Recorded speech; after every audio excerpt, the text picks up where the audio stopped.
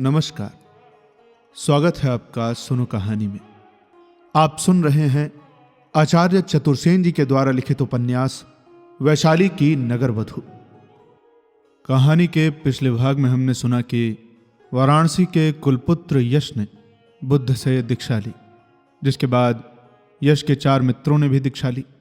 उसी के उपरांत वहां के कुछ गांव वालों ने भी बुद्ध से दीक्षा ली। अब विस्तार से जानने के लिए आपको पिछला भाग सुनना पड़ेगा। तो आइए कहानी में आगे की ओर चलते हैं।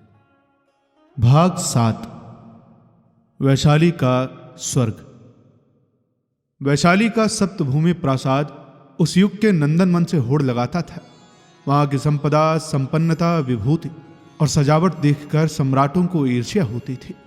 यह समूचा महल श्वेत मरमर का बना था, जिसमें 7 खंड और 7 ही प्रांगण थे।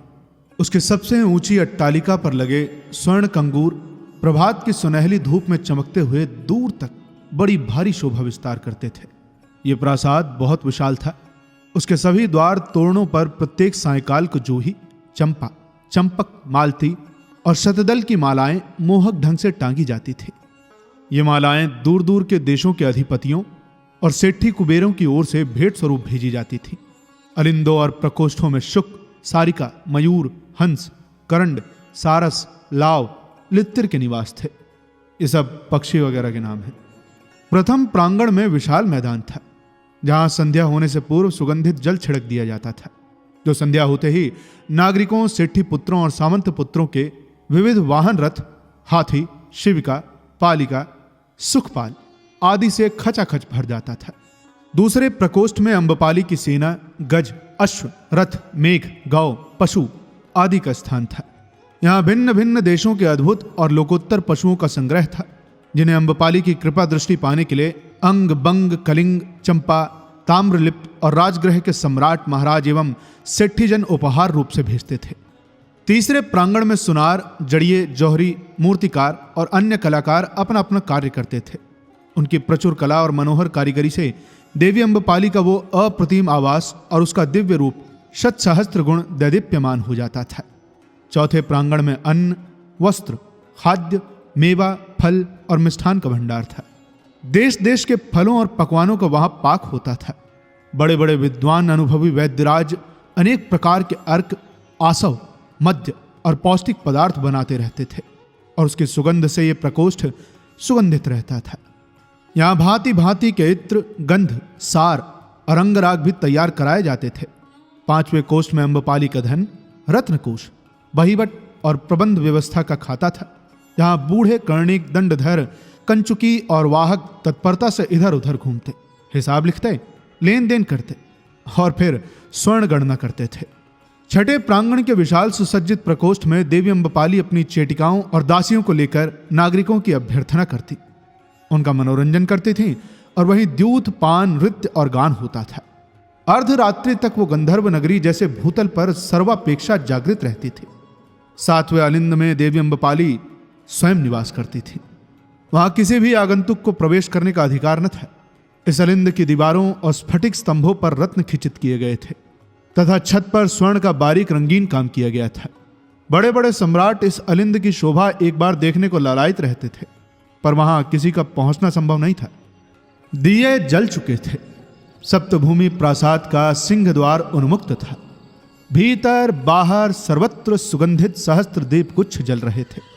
दासी, बांदी, चेटी और दंडधर प्रबंध व्यवस्था में व्यस्त बाहर भीतर आ जा रहे थे। सेठी पुत्र और सामंत पुत्र अपने अपने वाहनों पर आ रहे थे। भृत्यगण दौड़ दौड़ कर उनके वाहनों की व्यवस्था कर रहे थे। वे आगंतुक मित्रों के साथ गप्पे उड़ाते आ जा रहे थे। छठे अलिंद के द्वार पर प्रतिहार उनका स्वागत करके उन्हें प्रमोद भवन के द्वार पर पहुंचा रहे थे, जहां मदलेखा अपने सहायक साथियों के साथ आगंतुकों को आदर पूर्वक ले जाकर उनकी पद मर्यादा के अनुसार भिन्न भिन्न पीठिकाओं पर बैठाती थी। पीठिकाओं पर धवल दुग्धफेन समकोमल गद्दे और तकिए बिछे थे। वहां स्थान स्थान पर करीने से आसंदी, पलंग, चित्रक, पटिक, पर्यकक, तुलिका, विक्तिक, उदलोमी, एकांतलोमी, कटिस, कौशेय और समुरी मृग की खालों के कोमल कीमती बिछौने बिछे थे, जिन पर आकर सुकुमार सेठी पुत्र और अलस सामंत पुत्र अपने शरीर लुढ़का देते थे। दासीगण बात की बात में पान पत्र, मद्य, सोने के पांसे और दूसरे विनोद के साधन जुटा रही थी। धूमधाम बढ़ती ही जा रही थी। बहुत लोग दल बांधकर द्यूत खेलने में लग गए। कुछ चुपचाप आराम से मद्य पीने लगे। कुमारी दासियां पार्श्व में बैठकर मद्य डाल डाल कर देने लगी। कुछ लोग भांति भांति के वाद्य बजाने लगे। प्रहर रात्रि व्यतीत होने पर नृत्य गान प्रारंभ हुआ। सुंदरी कुमारी किशोरियां रत्नावली कंठ में धारण कर, लोध्र रेणु से कपोल संस्कार कर, कमर में स्वर्ण करधनी और पैरों में जड़ाऊ पैंजनी पहन, आलक्तक पैरों को कुसुम सप्तक वाले उपानहों से सज्जित करके कोमल तंतु वाद्य और गंभीर शोष मृदंग की धमक पर शुद्ध स्वर ताल पर उठाने गिराने और भू पर आघात करने लगी। उनकी नवीन केले के पत्ते के समान कोमल और सुंदर देह यष्टि पद पद पर बल खाने लगी। उनके नुपुरों की कुड़न ध्वनि ने प्रकोष्ठ के वातावरण को तरंगित कर दिया। उनके नूतन वक्ष और नितंबों की शोभा ने मध्य की लाली में मद विस्तार कर दिया। उनके अश्रु प्रांत से निकले हुए नग्न बहुयुगल विषधर सर्प की भांति लहरा लहरा कर नृत्य कला का विस्तार करने लगे। उनकी पतली पारदर्शी उंगलियों की नख प्रभा मृणाल दंड की भांति हवा में तैरने लगी। और फिर जब उनके प्रवाल के समान लाल लाल उत्फुल्ल अधरोष्ठों के भीतर हीरक मणि खिचित दंत पंक्ति को भेद कर अनुराग सागर की रसधार बहने लगी, तब सभी उपस्थित शेठी, सामंत, राजपुत्र, बंधुल, विट, लंपट उसी रंगभूमि में जैसे भूलोक नरलोक सबको भूलकर डूब गए। वे थिरक थिरक कर सावधानी और व्यवस्था के स्वर ताल पर पदघात करके कामुक युवकों को मूर्छित सा करने लगी। उनके गणस्थल की रक्तावदान कांति देखकर मदिरा रस से पूर्ण मदणिक की शुक्ति से संपुट की याद आने लगी। उनकी काली काली बड़ी बड़ी अलसाई आंखें कमलबद्ध भ्रमर का शोभा विस्तार करने लगी। ब्रुलताएं मत गजराज की मदराजी की भांति तरंगित होने लगी। उनके श्वेत रजत भाल पर मनशिला का लाल बिंदु अनुराग प्रदीप की भांति जलता दिख रहा था।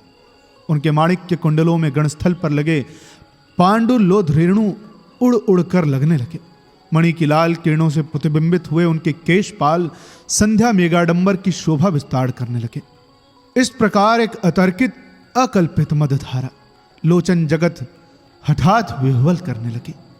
इसके बाद संगीत सुधा का वर्णन हुआ तो जैसे सभी उपस्थित पौरगण का पौरुष विगलित होकर उसमें बह गया। धीरे धीरे अर्धरात्रि व्यतीत हो चली। अब देवी अम्बपाली ने हंसते हुए प्रमोद प्रकोष्ठ में प्रवेश किया। प्रत्येक कामुक पर उसने लीला कटाक्षपात करके उन्हें निहाल किया। इस समय उसने वक्ष स्थल को मकड़ी के जाले के समान महीन वस्त्र से ढांप रखा था। कंठ में महातेजस्वी हीरों का एक हार था। हीरों के ही मकर कुंडल कपोलों पर दोलायमान हो रहे थे। वक्ष के ऊपर का श्वेत निर्दोष भाग बिल्कुल खुला था।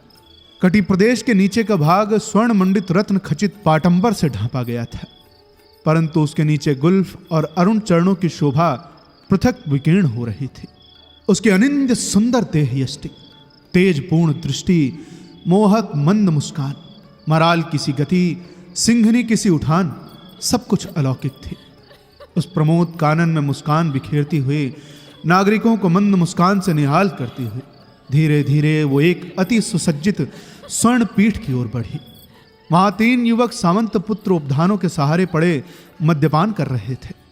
मद्यलेखा स्वयं उन्हें मद्य ढाल ढाल कर पिला रही थी। अब आप सोच रहे होंगे कि मदलेखा कौन है। मदलेखा एक शोणशी बाला थी। उसके लाज भरी बड़ी बड़ी आंखें उसके उन्मत्त यौवन को जैसे उभरने नहीं देती थी। वो पदम राग की गढ़ी हुई पुतली के समान सौंदर्य की खान थी। व्यासपीठ पर पड़े युवक की ओर उसने लाल मध्य से भरा स्वर्ण पात्र बढ़ाया। स्वर्ण पात्र को छूती हुई किशोरी मदलेखा की चंपक कली के समान उंगलियों को अपने हाथ में लेकर मदमत्त युवक सामंत ने कहा, मदलेखा, इतनी लाज का भार लेकर यवन पथ कैसे पार करोगी भला? तनिक और निकट आओ। उसने किशोरी की उंगली की पोर पकड़कर अपनी ओर खींचा। किशोरी कंटकित हो उठी। उसने मुख कटाक्ष से युवक की ओर देखा, फिर मंद कोमल स्वर से कहा, देवी आ रही हैं, छोड़ दीजिए। युवक ने मंद विह्वल नेत्र फैलाकर देखा। देवी अम्बपाली साक्षात रति मूर्ति की भांति खड़ी बंकिम कटाक्ष करके मुस्कुरा रही है। युवक ससंभ्रम उठ खड़ा हुआ।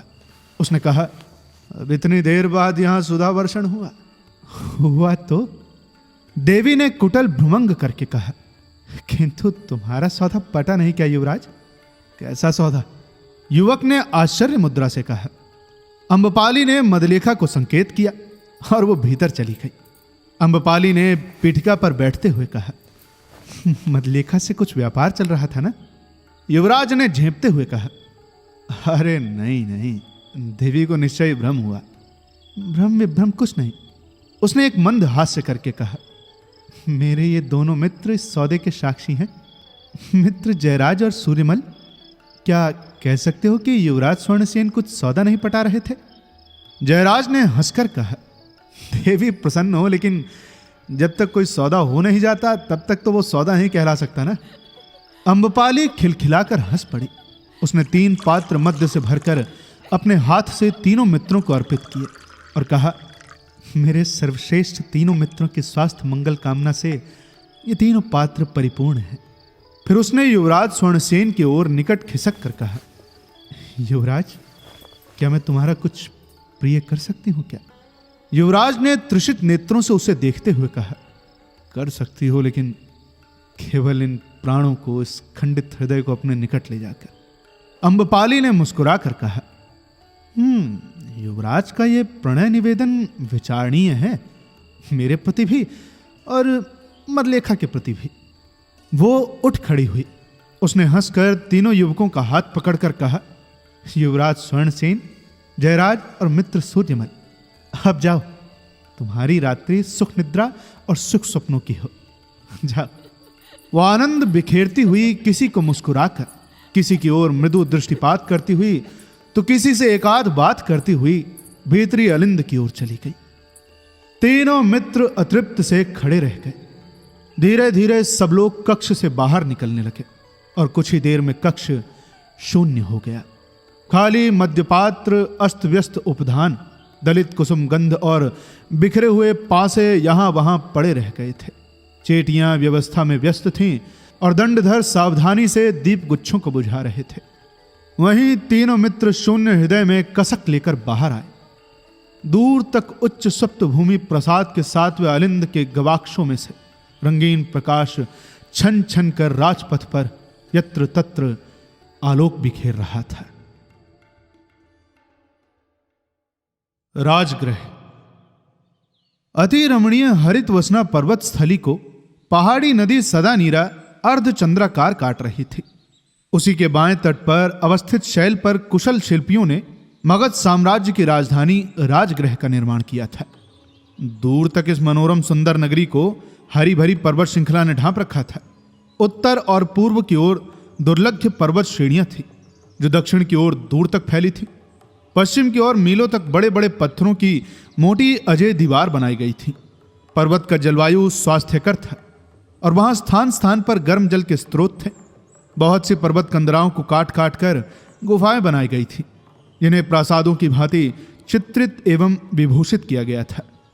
नगर की शोभा अलौकिक थी तथा उसका कोई दुर्लभ्य था। राजमहल में पीढ़ियों की संपदा एकत्र थी। नगर के बाहर अनेक बौद्ध विहार बन गए थे। सम्राट बिंबिसार स्वयं तथागत गौतम के उपासक बन चुके थे और सम्राट के अनुरोध से गौतम राजगृह में आ चुके थे। राजगृह के विश्वविद्यालय की भारी प्रतिष्ठा थी। उस समय तक तो नालंदा के विश्वविद्यालय को भी उतनी प्रतिष्ठा नहीं प्राप्त हुई थी। राजगृह के जगत विख्यात विश्वविद्यालय में दूर दूर के नागरिक, उपाध्याय, वटु, प्रकांड विद्वानों के चरणतल में बैठकर अपनी अपनी ज्ञान पिपासा शांत करते थे।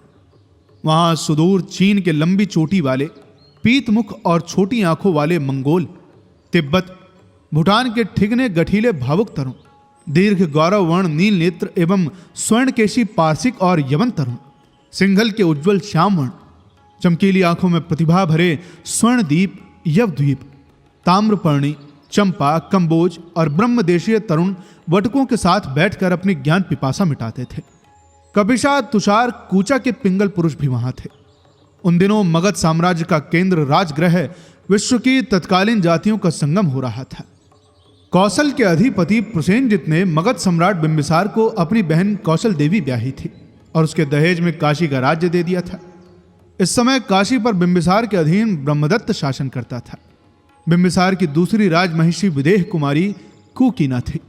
उसके विषय में प्रसिद्ध था कि वो ब्रह्म विद्या की पारंगत पंडित है। इन दिनों संपूर्ण भारत में 4 राज्य ही प्रमुख थे, मगध, वत्स, कौशल और अवंती। इन चारों राज्यों में परस्पर संघर्ष रहता था। कौशल से संबंध होने पर भी मगध सम्राट की महत्वाकांक्षा ने कौशल और मगध में सदैव संघर्ष रखा। जिस समय की बात हम कर रहे हैं उस समय मगध सम्राट बिंबिसार ने स्वयं कौशल पर चढ़ाई की थी और उसके महान सेनापति भद्रिकचंड ने चंपा का घेरा डाला हुआ था, जिसे 8 मास बीत चुके थे। चंपा और कौशल के इस अभियान का उद्देश्य यह था कि भारत के पूर्वी और पश्चिमी वाणिज्य द्वार सर्वतोभावेन मगधों के हाथ में रहे। चंपा उन दिनों संपूर्ण पूर्वी द्वीप समूहों का एकमात्र वाणिज्य मुख था।